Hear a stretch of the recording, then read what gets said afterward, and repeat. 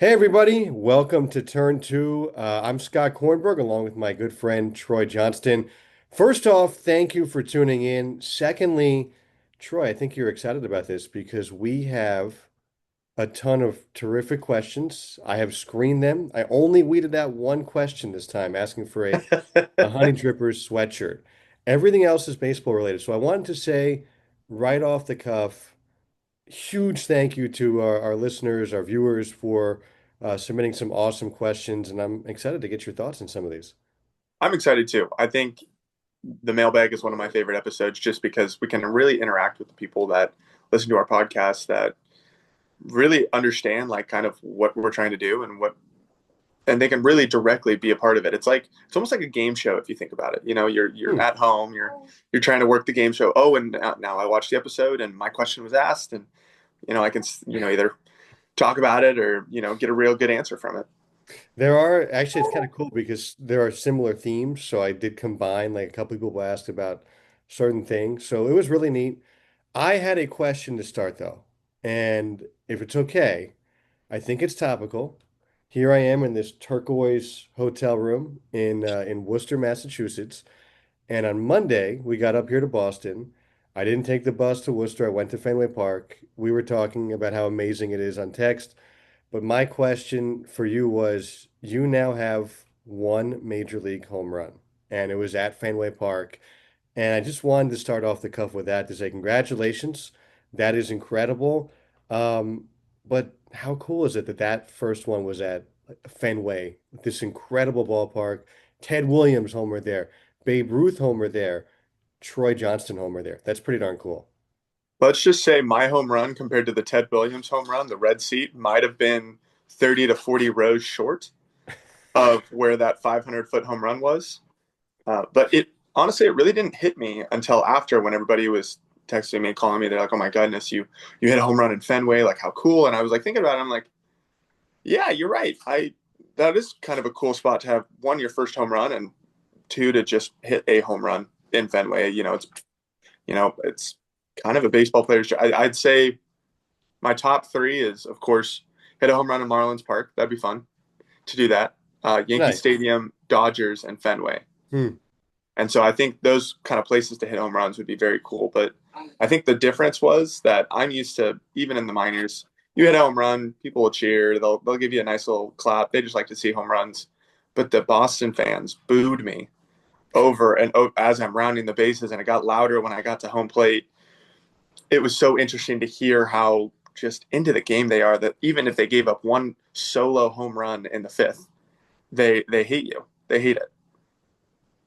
They threw the baseball back, so I'm presuming you have the baseball somewhere. I do have the baseball. Yes, it's back home with my family now.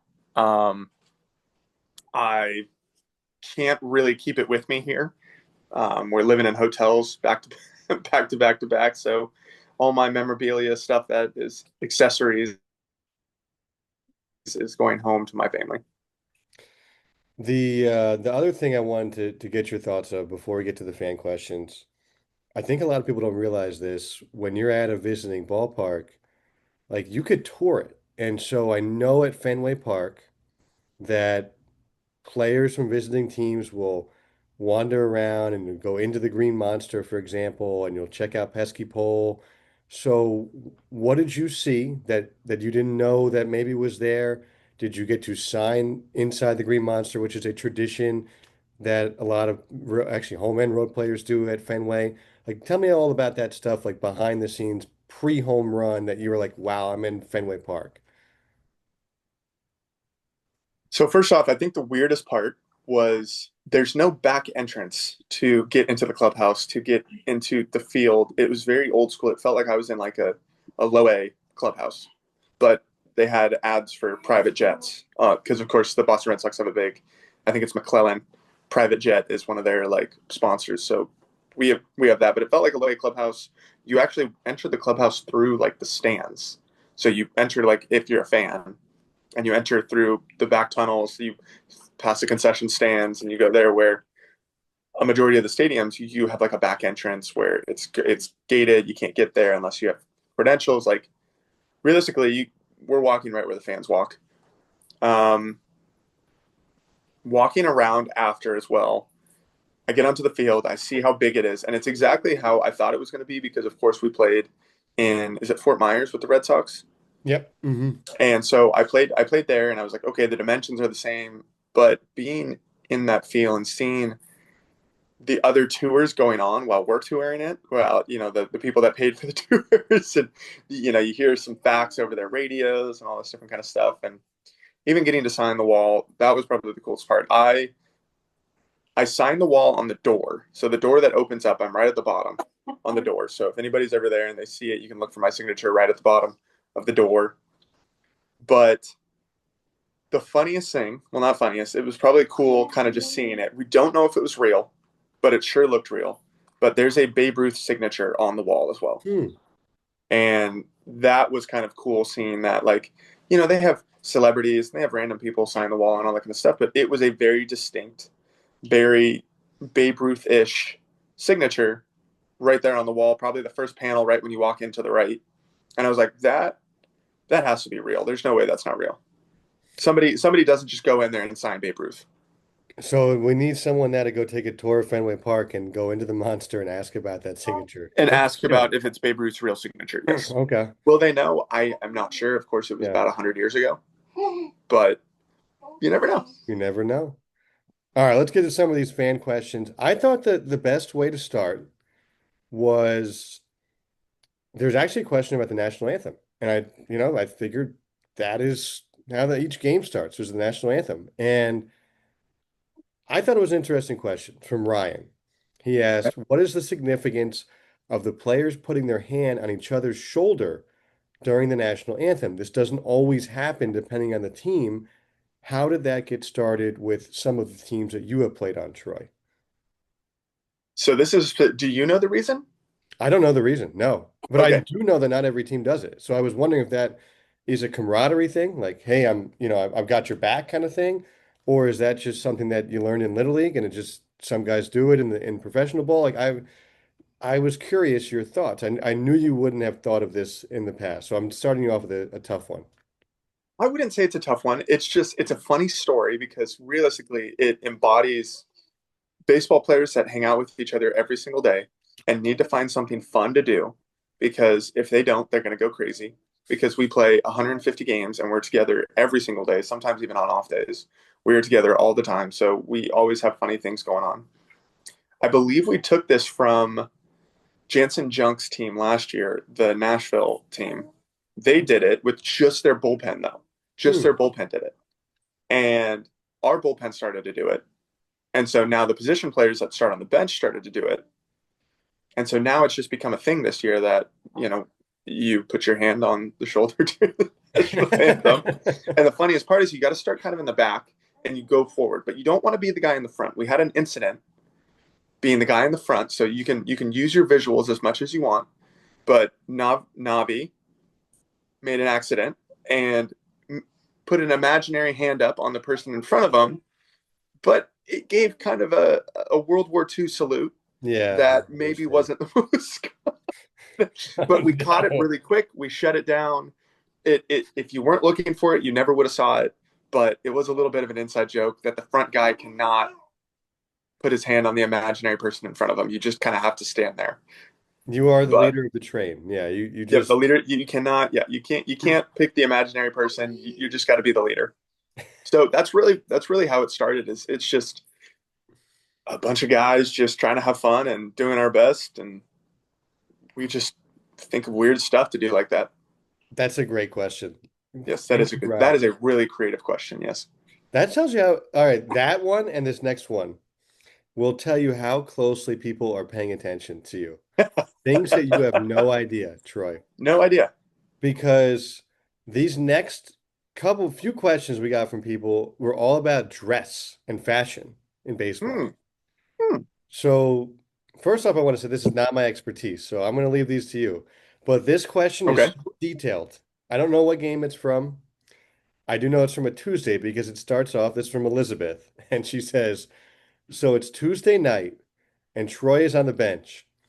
My question is, what is the significance of the different shirts that the players not on the field are wearing? Robbie, I don't know if she means Austin Roberts or Robbie Snelling, has a red jumbo shrimp shirt. Most other pitchers appear to be wearing a blue jumbo shrimp shirt with their number on the sleeve. Brian Navaretto is wearing a Marlins short-sleeved t-shirt. Troy and others whose names I don't know are wearing a jumbo shrimp shirt that's or a sweatshirt that's gray, like the hooded one, Yep. and then blue. But then Harrison Spahn, by the way, great guy, is wearing a plain black Nike shirt, and Bennett Hostetler is wearing a black Marlins t-shirt. So her question is, what's the significance of that, if any? Why do some players who are injured still dress in their uniform? And then I have a second part that we'll get to after that. But I was amazed at the detail of literally everybody in the dugout. This is somebody who's paying extremely close attention. When you said fashion, I really thought you were going to talk about fashion off the field because it's very different than on the field. Um, I would say that it's almost courteous and more comfortable. Maybe it's a mental thing. I don't know what you want to call it, but a lot of the starting pitchers will never wear jerseys out if they're not pitching that day. If you want to talk about Robbie Snelling, maybe he's QB1 and he's wearing red so you don't hit him. I don't know. But a lot of a lot of the time it's literally just it's comfort. Those jerseys are not as comfortable as we try to make them look. They're kind of scratchy. Sometimes they're oversized. They're just really not that comfortable. For me, if I'm starting on the bench, I like to wear something else to signify that I'm watching the game. I'm maybe not totally locked in or warmed up. That's like my time to be like chill, to understand, to kind of watch, do whatever I want. When the top comes off and my jersey's on, that's like my mental cue to like lock in to I'm going in the game. I need to be ready to go in the game. I'm warming up, whatever it is. That's kind of my cue is the BP top, the whatever it is off. Some of the time, guys are on the development list, they're on the injured list, all this kind of stuff. They just don't wear jerseys, and it's not required to be out in a jersey the whole time because if you're not going on the field, it doesn't matter. You need to have a jersey on if you're going on the field, but if you're never going to see the field that day, whether you have a scheduled off day, you're a starting pitcher, you're on the injured list, you're never going to see the field. So there's no reason really to wear your jersey in the dugout. That's uncomfortable and just it's more about comfortability and the different colors and the different styles. It's all just based on preference. We have so many different like tops that we wear for certain things. It would be great if everybody matched and did the same thing, but it's kind of our way to express ourselves. Just like a different colored Evo shield or a sleeve or different colored tape. It's our way to express ourselves and whatever we think is comfortable. Me, I like the short sleeve hoodie. I really like that. Some guys like long sleeves. Some people wear sweatshirts, different stuff like that. It's just all about comfortability and about the pants because they're probably like, oh, why don't they wear shorts or something in the dugout? Look athletic. I believe it's a rule if you're in the dugout and you're not a coordinator, you have to wear pants. Because just in case something happens, five guys get hurt Right. and you're on the active roster, they might throw a starting pitcher at first base. Right. Patrick Monteverdi told me the other day that he was hot to, this actually relates to our next question slightly. He was hot to essentially play in a game and pinch hit if we ran out of position players, which we were very close to running out of position players in a game last week. So Oh, it the was last week. I remember yeah, kind of yeah, and getting. against Norfolk, yeah.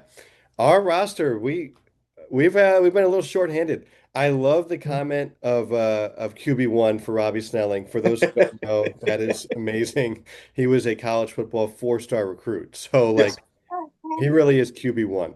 I'm pretty sure he was supposed to be a linebacker though. He was a linebacker, yep. Yeah. Um I think he was gonna play at LSU. And I know for baseball, I don't know if they were gonna do it for football, but I think football, baseball, at one time he was going to Arizona. Um, all right. The next question kind of relates to being a little bit shorthanded. Why did Bennett continue to catch in the bullpen after he hurt his hand and wrist?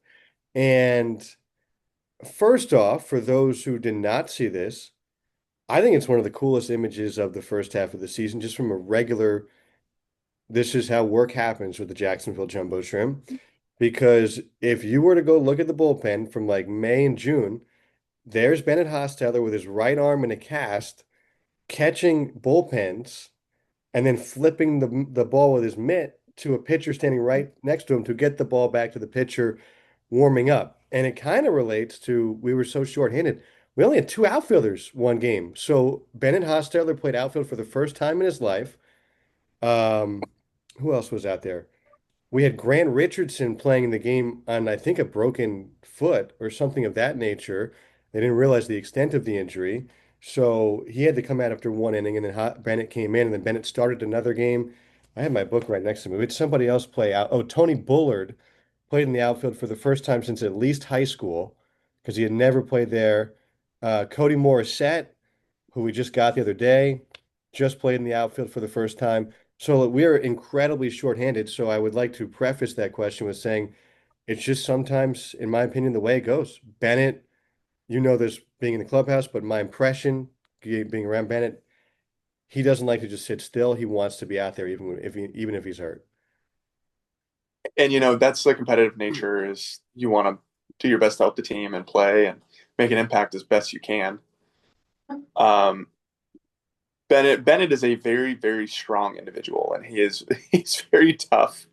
There's not a lot of things that will deter him from doing what he wants to do. Um, he's just he's a great addition to the Jumbo Shrimp, and whatever they ask of him to do, he does, and it's so cool that he was able to do that and even come back and healthy. And he always has.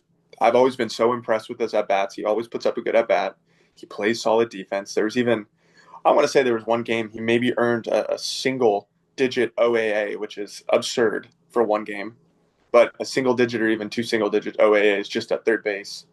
But he truly is one of the players that can play every single position. He's, he was drafted as a shortstop, so he can play outfield, he can catch, he can play third, first, he can play probably back at short if you really need him to. He's quicker than he looks, but he is just yes, he is the embodiment of whatever they need. He's the guy. Big Bennett Hostetter fan.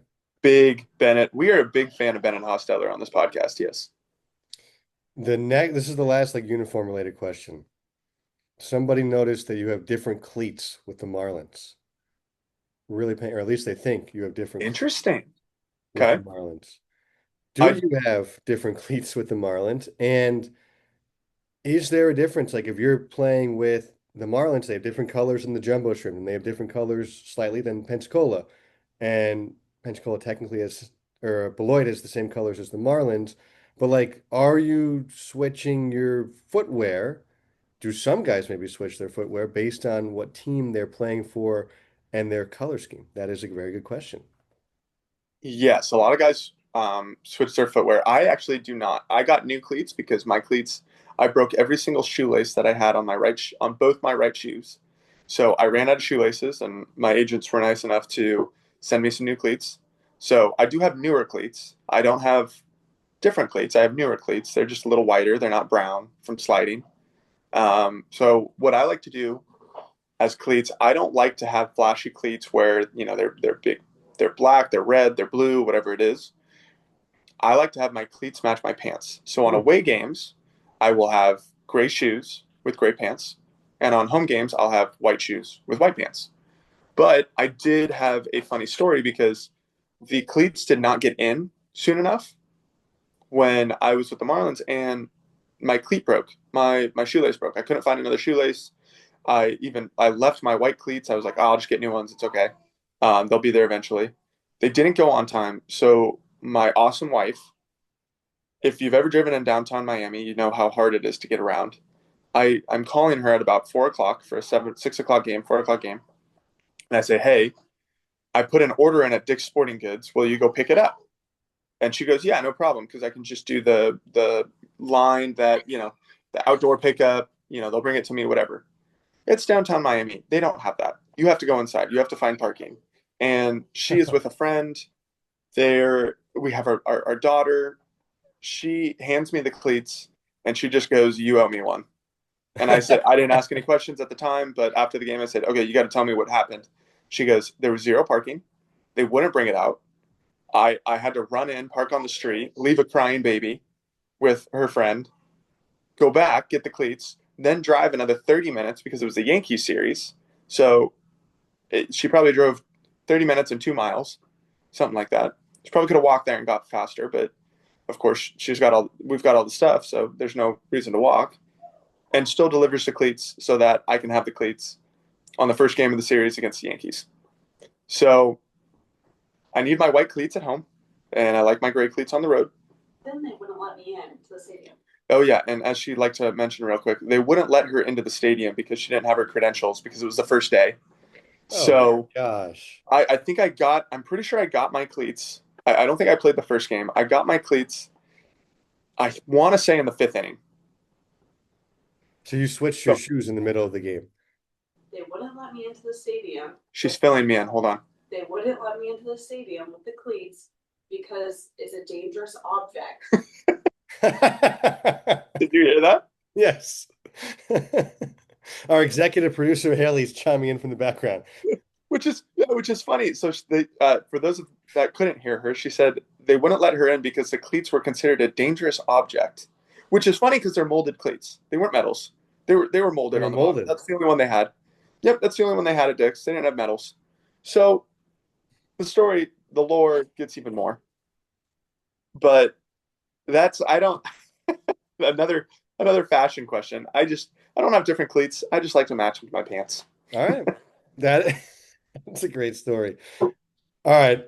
I have a question that I think is kind of interesting. I don't, it Good. was someone on Instagram. I didn't remember the handle, but they asked, do other teams underestimate the jumbo shrimp because of the shrimp mascot? And I think they asked it because they know you're going to get a good answer. So I'm going to also ask a question related to that. But do you think that we are underestimated because of the shrimp?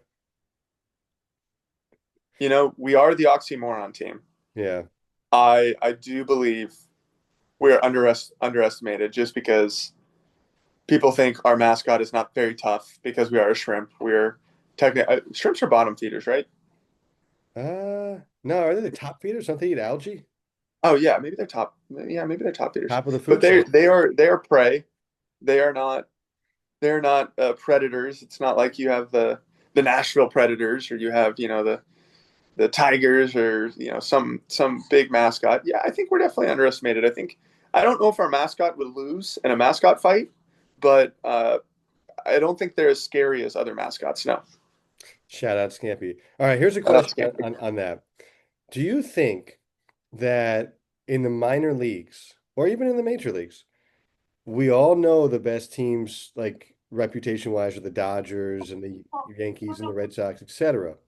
Do you feel that maybe being a Marlins affiliate, that because the Marlins haven't had the best recent history, that maybe people underestimate the jumbo shrimp because of that, and they're like, well, the Marlins, they don't really have this great organization reputation wise, even though I think that, as we've detailed many times on this podcast, that's changed in particular the last year with Peter Bendix in charge. Again, do you think that maybe some of these players who are on these bigger brand name teams maybe overrate themselves because they're with so and so? Like, I don't know. Is that an interesting question? Is that an interesting way of looking at it? Does that actually happen, or are you just going out there and playing and it doesn't even matter? I think that's a very interesting question. The reason I say that is because, of course, the shrimp won the first half. Like Right. we are a very good team. Like we were very good. We won a lot of games. I do think that you're talking about the Dodgers and you're talking about the Yankees and you're talking about these big market teams compared to small market Red teams. Sox, yeah, Mets, yeah. Yes, the small market teams want to develop, so their prospects are technically going to be a little bit better because they kind of go for the prospects that can come up and make an impact young in their career. But these big market teams, the Red Sox, Yankees, Dodgers, Padres, teams like that, they go out and buy their players. They let these small market teams develop the players. Then when they're ready, and maybe a small market team doesn't want to sign them. They want to let them go. They got something wrong with them, whatever it is. They'll go sign at a big market team. And if you look at it from a minor league standpoint, that's almost like a log jam. Like we talk about John Rooney, who is a phenomenal arm, lefty, funky. But he was with the Dodgers for 7 years, and he didn't get an opportunity in the big leagues, probably because the Dodgers have the opportunity to buy other players or trade for other players because they have the capital to do so. Where they might have developed them, they might have done something, but he wasn't an option because, sometimes with the big market teams, they don't want to bring up younger guys. They don't need to. They'll just Right. buy a player. Where some of these lower market teams, I'm going to say, I'm trying to think of other low market. We're talking the Tigers, maybe, or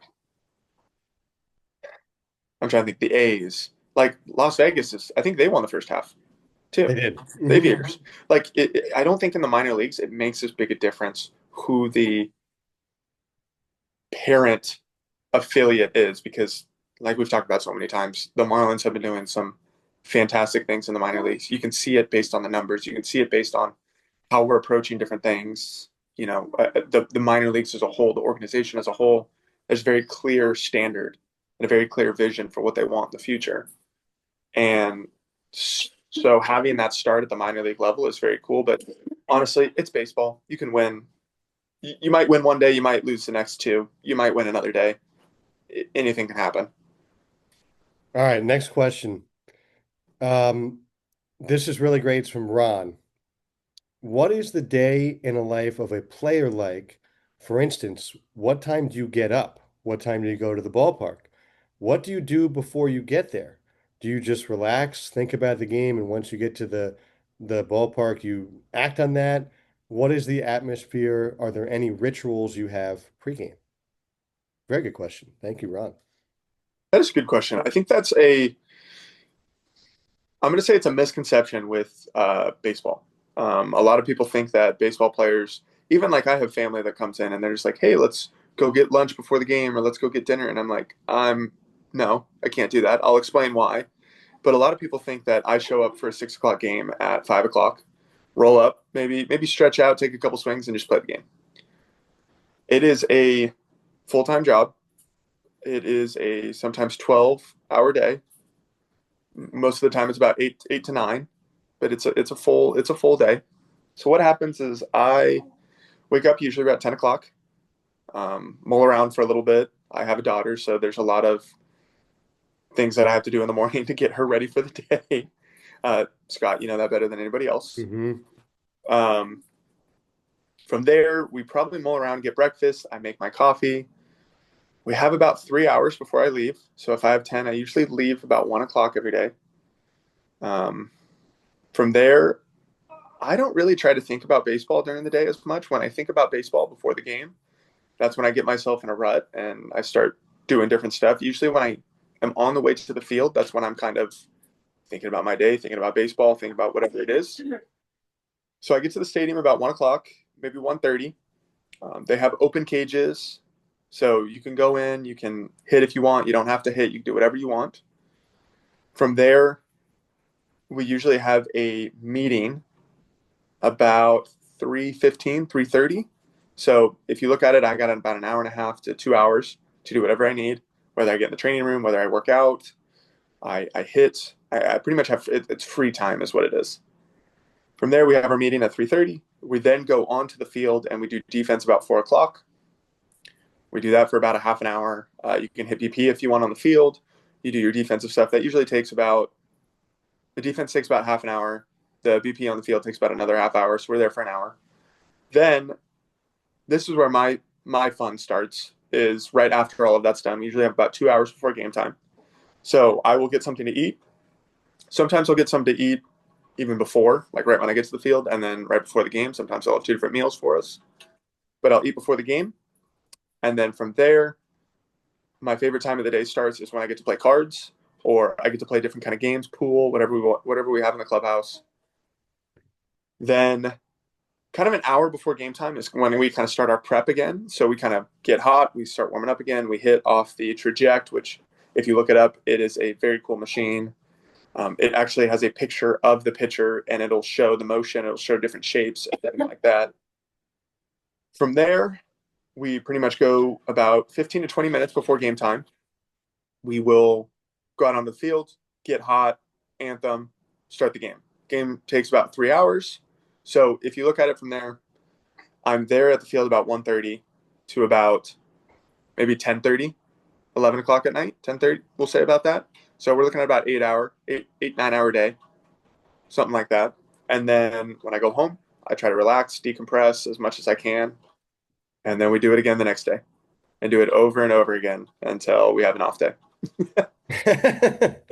Here's a follow-up to that question for me. Sure. Yeah. Has anything of that changed now that you're with the Marlins versus what you did in the minor leagues? Or is it the same? Yes, I would say it's changed a little bit. Since I was in AAA for a little bit, I would show up to the field a little bit later, because I had a later time slot to do my work because I've been a jumbo shrimp for 4 years. I had a later time slot. I could hit and do what I needed to do in that short amount of time. I didn't need to show up and be the first one there. Where in the big leagues, because I'm a rookie, because I've been here for 4 weeks, whatever it is, I kind of need to take that early time slot because then you get the guys that are on contracts that have been here a while.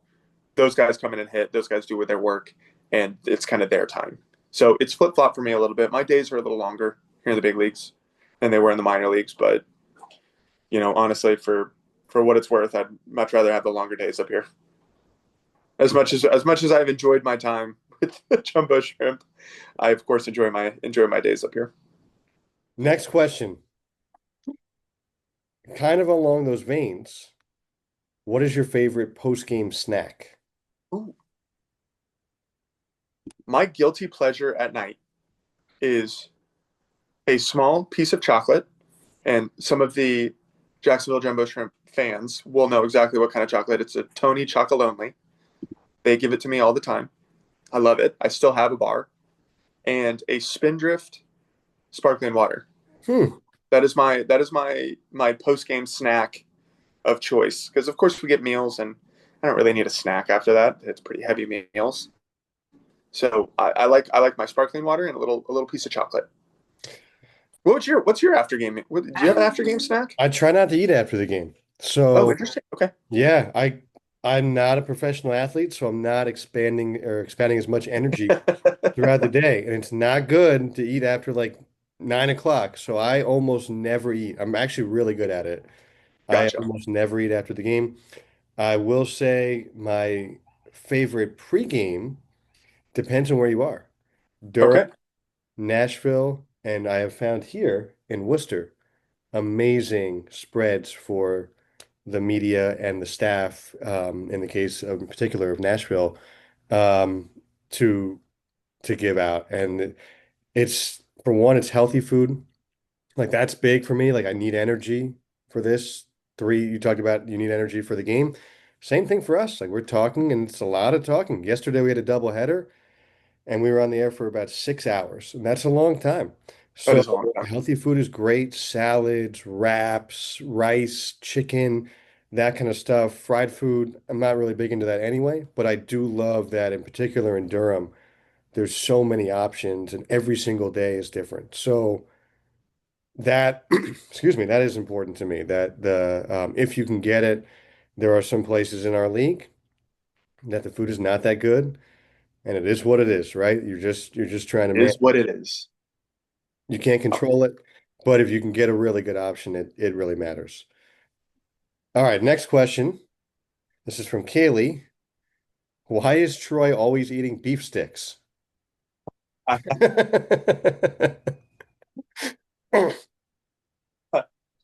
This is the last food related question. I'm trying to think how many beef sticks I've really eaten. Maybe I haven't counted enough. Is it Apparently, is you're it always one a eating them. day? I'm telling you, these are people who are very observant. Very observant. I'm wondering Yeah, where they're sitting. Are they sitting in the dugout right next to me? How do they see this? I, Um, I think some they of have them, the yeah, depending on your seat, you could see into the dugout. so they have two brands. They have Chomps, which is one of my favorites, and then they have this other beef stick. And when I'm on the bench and I'm just hanging out, I get really bored. Of course, it's like if you're at work and you got nothing to do, I just snack and I eat and drink water and walk around and talk to people. And honestly, the beef sticks are really good, so I eat the beef sticks. That is such a Great funny reason. They're question. good. They're good. That's all we I need to don't know. answer. How many beef sticks have I really eaten? I have not even thought about that. Like I haven't even thought I ate that many beef sticks. but maybe Apparently, I think to Kaylee, you eat a lot of beef sticks. I thought it was a not. great question.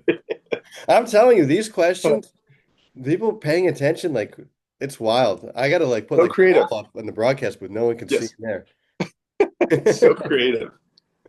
All right. Um, this one is kind of cool. In the minor leagues, not just in Jacksonville, you have dog games where the Yes. fans can bring their own dogs. I know you are a very, very friendly person. I think this one was through Instagram. Do the dog games ever distract players because they're looking at different dogs? Honestly, the walls are so high that I can't ever see the dogs. Okay. Maybe out in left field. If they're out in left field, they're kind of on the grass. Maybe. I never have noticed the dogs as much. Like I know that they have dog days because, of course, sometimes my dog comes to the games, but I've never. It's not really that much of a distraction. I'd say that us as players, we're so used to people being in the stands and yelling at us and cheering and hearing the buzz that honestly it's so normal to us that we almost block it out. Like there's just sometimes it's like we're the only people on the field. There's no one else there. Interesting. Favorite jumbo shrimp and Marlins uniform? So this is one that I feel like the jumbo shrimp don't wear very often. I love the powder blue, the Yeah. old Expo jersey. I think that one's my favorite. The Marlin jersey, it, it's tough because I really like the City Connect one, but I really like the black jersey. I'm a big fan of the black jersey. I think it just looks clean. It looks classic. It's just very, very clean. Do you guys have a Marlins blue jersey? I know you in spring Yes, we training do. you do. It's like, yeah. So that spring training one, we also have that one. I don't That's know my when we wear favorite. that. I think we wear that on Saturdays. That's my favorite Marlins jersey because they got rid of my previous favorite Marlins jersey, the Havana Sugar Kings jersey, which was amazing. Yeah, the red one. Yeah, that was a good jersey too. That was my debut. They wore that jersey and Otto hit that walk up. So nostalgia a little bit as well. Yeah, Jumbo shrimp, I'm with you entirely on the powder blue. Those are amazing. We have touched on this in the past, but I still think it's worth it because now you're in the major leagues. Favorite city and ballpark to play or visit or work at? well, now I think my new favorite one is, of course, Boston. But before that, I'm going to say in the minor leagues, I absolutely loved Columbus. Hmm. I thought Columbus was the coolest ballpark. It was the coolest city to just scooter around, do different stuff. I thought it was so cool. Um, and then the other one in the minor leagues, I would have to say is Charlotte. Those Yeah, are, I mean, of course you can say Nashville, but our hotel's so far away from anything, right. it's really hard to like be downtown and be in everything. Where in Charlotte and Columbus, we are downtown, and it's like you can kind of walk around and do different stuff. So those have got to be the top two for me. And then if Everybody seems happy in Charlotte. Like they're like, oh, yes, it was amazing. They're also yep, you guys are also happy. Yeah. yeah, it's I mean it's a big league ballpark, and I would be shocked to see how many home runs they'd hit per year there, but because even the Charlotte Knights, you somewhere else you may hit 3 home runs, and then with Charlotte you'll hit 10. They are always in the top five in AAA in home runs. Correct. Saying something because they don't play in the PCL. Yeah, We have exactly. two more really good questions. I want You to end got on these two. You are really involved. This is from Madeline in Jacksonville. You are really involved with coaching kids in the off season. Are there any tips you have with a really young child just getting into baseball about getting them to continue to love the game without forcing anything on them so they don't get burned out? that is such an absolutely awesome question. Be Wow, that is such a good It's a question. great question. I hope if even if you have never thought about this, I hope you kind of go along. I've been doing coaching with kids for the longest time.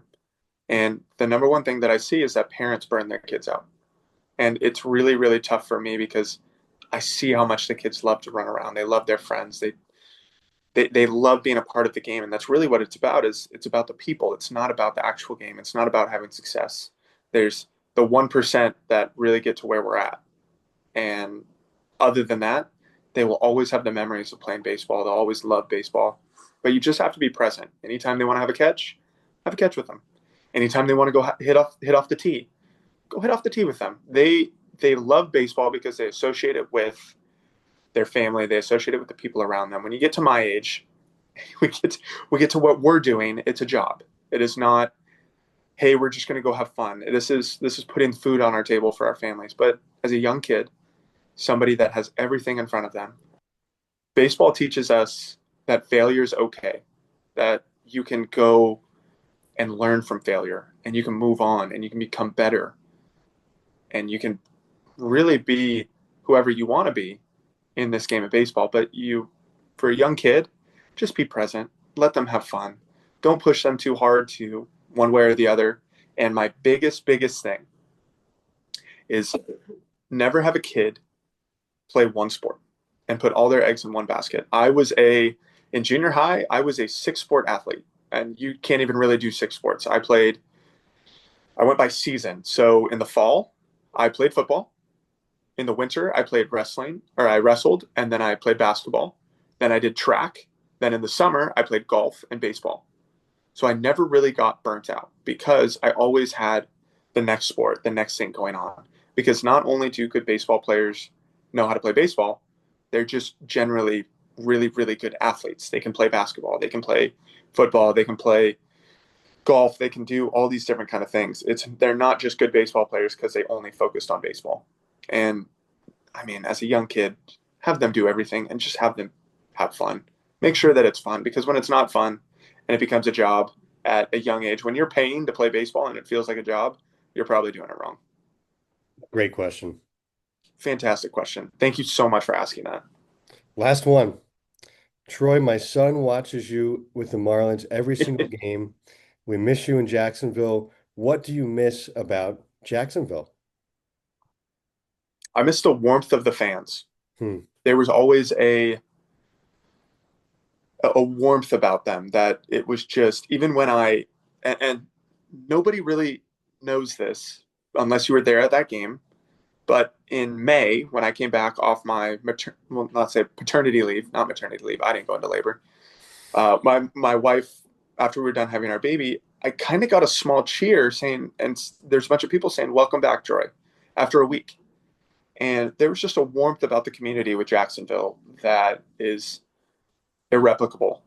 That when you step onto the field and you know you're a part of that, you are a part of the Jacksonville family, and it's something that is very special to be a part of. And for my time there in Jacksonville, it's been wonderful. It's been fantastic, and really, it was the warmth of the fans that made it what it was.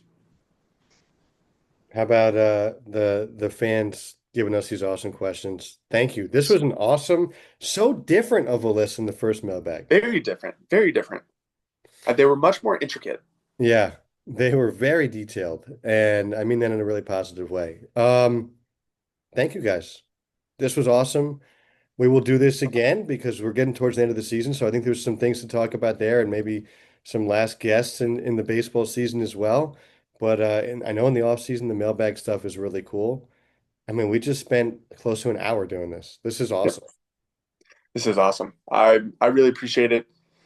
Please, if you even have questions, maybe we even sneak a question in after one of the Yeah. interviews or something like that, and just keep asking questions. And honestly, as much as we can divulge what the baseball lifestyle looks like, that's kind of our whole project here with Turn Two. It is. Thank you guys for listening. Please like and subscribe us. It helps us grow. Again, this has been so fun. It has been really cool to talk with a Major League Baseball player the last few weeks. So congrats again, Troy. And we will talk to you guys in a couple weeks. Thank you.